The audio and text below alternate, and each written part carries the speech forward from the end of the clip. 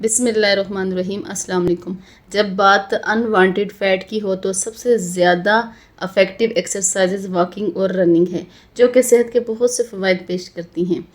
لیکن ان دونوں میں سے کون سی زیادہ بہتر ہے، چلنا یا دوڑنا؟ اس کا آنسر بہت سے فیکٹرز پر مشتمل ہے، جیسے کہ آپ کے موجودہ فٹنس لیول، آپ کا ہیلتھ کنڈیشن، ٹائم اویلیبلٹی یا پرسنل پریفرنس۔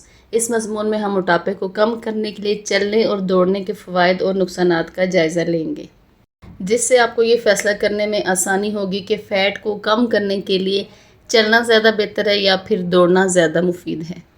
دوڑنا عام طور پر چلنے کے برابر وقت میں دوگنا سے زیادہ کیلوریز برن کرتا ہے۔ اس نقطۂ نظر سے دوڑنا فیٹ لاس کے لیے واضح طور پر زیادہ مؤثر ہے، لیکن یاد رکھیں کارکردگی سب کچھ نہیں ہے، بلکہ بہترین ورزش وہ ہے جو آپ مسلسل کر سکتے ہیں۔ پیدل چلنا ان افراد کے لیے زیادہ مؤثر ہے جو کہ جوائنٹ پین کا شکار رہتے ہیں، یا پھر بگنر کے لیے بہت اچھا ہے۔ بڑی عمر کے افراد کے لیے بھی پیدل چلنا زیادہ اچھا ہے۔ اگر آپ واک کرتے ہیں تو اس سے آپ کو تھکاوٹ کم ہوتی ہے اور آپ اگرچہ ٹائم لگتا ہے لیکن کیلوریز میں خاطر خواہ کمی آتی ہے۔ چہل قدمی کرنا کورٹیسول لیول کو کم کر سکتا ہے، کیونکہ ہائی کورٹیسول لیول کا تعلق پیٹ کی چربی سے ہوتا ہے۔ آپ نے فیٹ برننگ زون کے بارے میں تو سنا ہوگا۔ اس میں یہ خیال کیا جاتا ہے کہ کم شدت والی ایکسرسائزز جیسے کہ واکنگ وغیرہ یہ فیول کے لیے ہائر پرسنٹیج آف فیٹ کا استعمال کرتی ہیں۔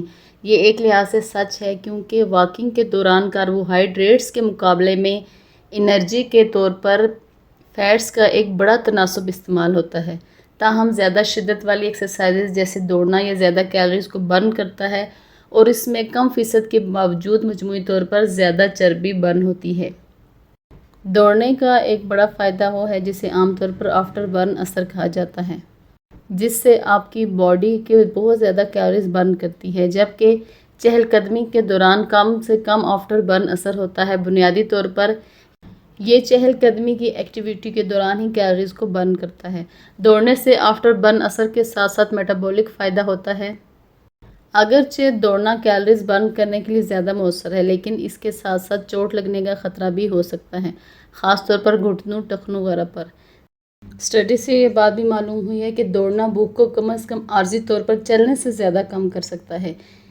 پیدل چلنے سے بھوک کو کم کرنے والا اثر نہیں ہوتا اور کچھ لوگوں میں بھوک بڑھ بھی سکتی ہے۔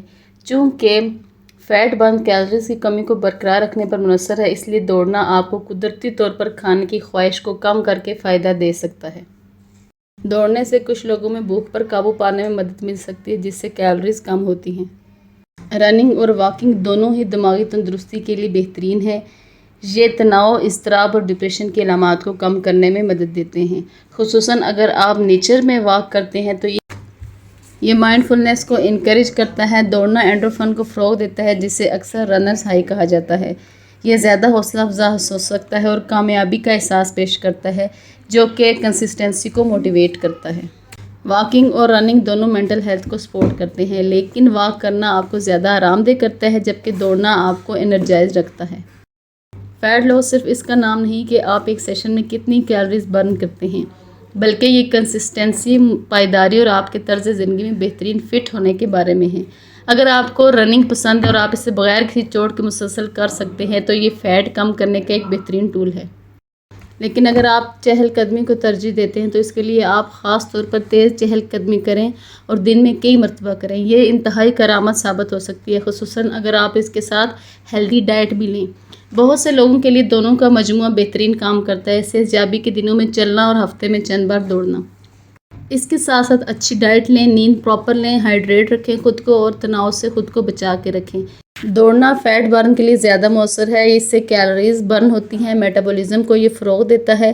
اس کے ساتھ دوڑنے سے آپ کی بھوک بھی کم ہوتی ہے، لیکن اس کے لیے کنسسٹنسی ضروری ہے، جبکہ چہل قدمی ایک کم تناؤ والا متبادل ہے جو اگر مستقل طور پر اور طویل عرصے تک کیا جائے تو یہ اتنا ہی کارآمد ہو سکتا ہے جتنا کہ رننگ کرنا۔ اس کے علاوہ چہل قدمی کو اپنی روزمرہ کی روٹین میں شامل کرنا بھی انتہائی آسان ہے۔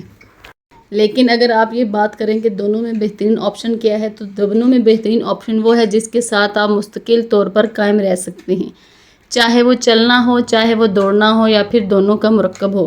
لیکن کسی بھی چیز کے فوائد حاصل کرنے کے لیے کنسسٹنسی بہت اہم ہے، تبھی آپ کو اس کے رزلٹ ملیں گے۔